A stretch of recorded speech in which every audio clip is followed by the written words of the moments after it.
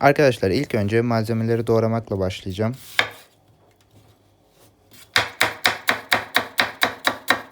Malzemeleri ben kendi zevkime göre doğradım. Yani illa şu şekilde doğrayın falan demiyorum. İstediğiniz şekilde doğrayabilirsiniz. Ama makarnanın içine koyacağımızı unutmayın. Yani çok büyük ya da çok da küçük doğramaya gerek yok. Sıra geldi domateslere arkadaşlar.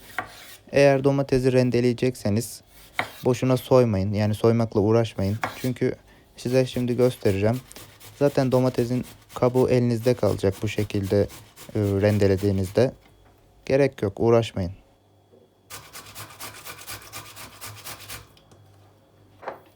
Arkadaşlar domatesin suyuna ihtiyacımız yok. O yüzden domatesi suyundan ayırıyorum. Sadece domates etli kısmını kullanacağım.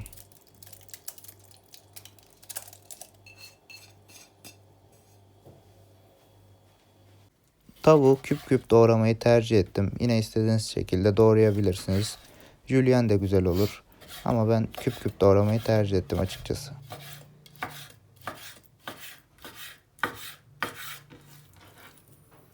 Arkadaşlar üzeri için maydanoz, kaşar peyniri ve domates, çeri domates tercih ettim. Yine dediğim gibi istediğiniz malzemeyi ekleyip çıkartabilirsiniz. Size kalmış.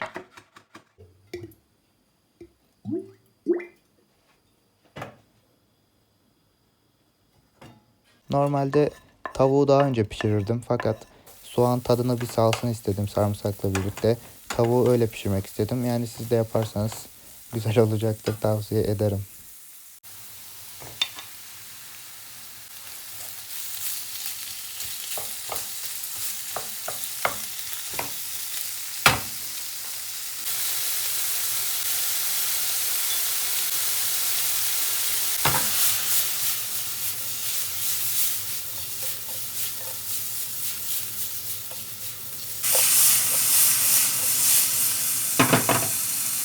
Arkadaşlar eğer kremanız yoksa süt ekleyebilirsiniz, sorun olmaz. Gramaj aynı zaten, onu aşağı yazacağım tekrar.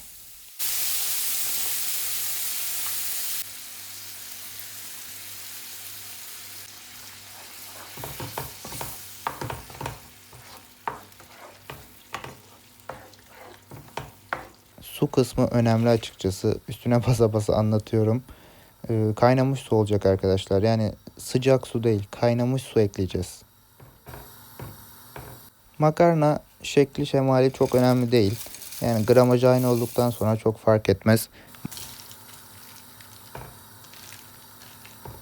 Size biraz pişirmekten bahsedeyim. Pişirmeyi şu şekilde yapacağız arkadaşlar. İlk önce kapağını kapadık ya. Ocağın altını orta ateşe alıyoruz. Ardından böyle bir 5-6 dakika hiç açmayın. Ortalama bu yemek, bu makarna 12 dakika 13 dakikada pişecek. 5-6 dakika geçtikten sonra bir açıp karıştıralım. Zaten bu aşamadan sonra makarnanın suyu o kremayı çektiğini göreceksiniz. Yavaş yavaş pişecektir. Önceden de söylediğim gibi üzerine çeri domatesi, kaşar peyniri ve maydanoz ekledim. Gayet güzel yakıştı. Tavsiye ederim. Üzerine malzemeleri ekledikten sonra ateşi kapatıyorum, artık yeterli. Bu arada arkadaşlar üzerine malzemeyi ne zaman ekleyeceksiniz? Artık suyu, kremayı iyice çektikten sonra ekleyebilirsiniz. Dediğim gibi kapağını ve altını kapatacağız. Bir 10-15 dakika demlensin yeter.